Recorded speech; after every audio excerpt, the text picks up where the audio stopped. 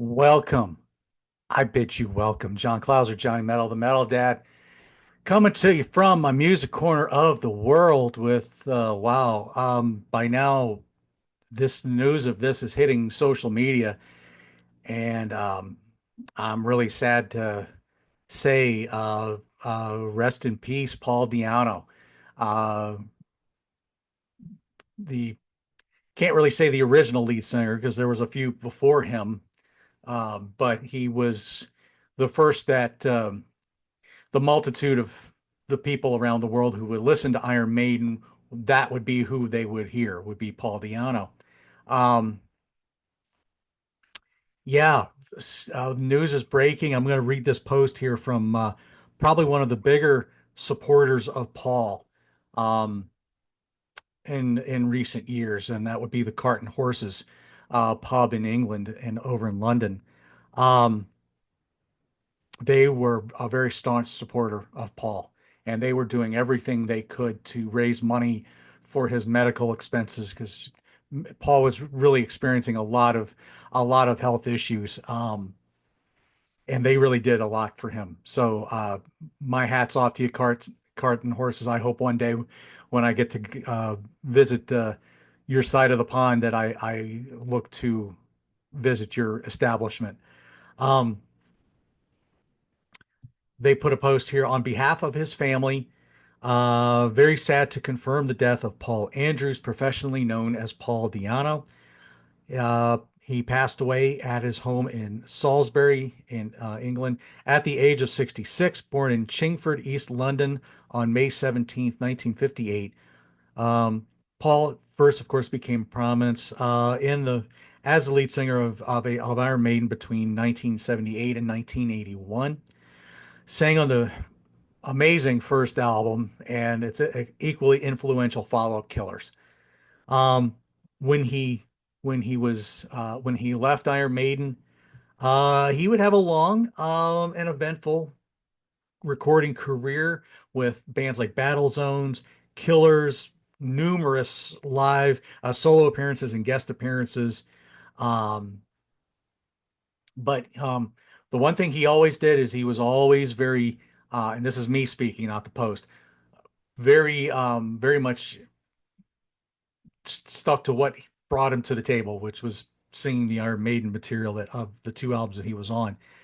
Um, Despite being troubled by severe health issues in recent years that restricted him to performing in a wheelchair, Paul he continued to entertain fans all around the world, uh, racking up over 100 shows since 2023, which given the state of his health, that was very impressive, actually. In 2024, he published his new album with the band Warhorse. Again, me speaking, very good album. I really, really enjoyed that album. And a few months later, a retrospective album called Book of the Beast, which was released in September of 2024. So, sad news. He'd been struggling with his health for so many years, and you know, Iron Maiden stepped up to help him toward the end there with trying to get certain surgeries or certain medical bills and things of that nature. He got to meet with Steve out when Iron Maiden played in Croatia.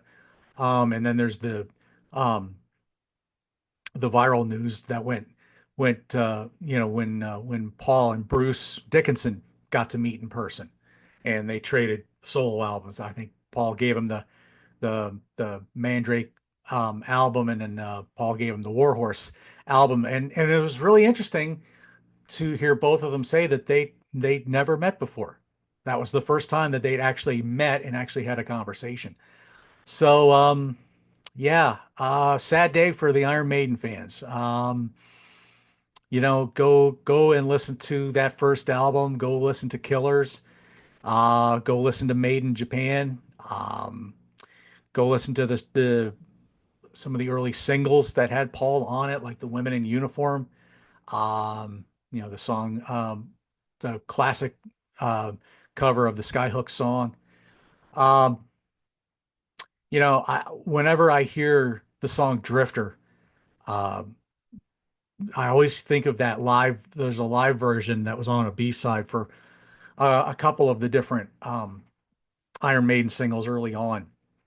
And the way Paul got the crowd to do the some crowd participation was the whole yo yo yo. Um, it's just there was just something beautiful about that, and I don't know, it just you had to be there at that moment. But listening to that was just a beautiful thing, and I've tried to listen to Drifter with Bruce, and it just it doesn't sound the same to me. Um, but yeah, yeah, it's a very sad day for the Iron Maiden fans. So Paul Di'Anno, rest in peace, my friend. I'm sorry you had to deal with so much stuff over the last however many years it's been with your health issues. But like I said, go listen to some Iron Maiden, go listen to some Killers, and you know, hopefully you and Clive can hook up and put something new together up there. All right. Stay tuned for some other little programming notes throughout the day, but up the iron, up the irons, everybody. We'll see you soon.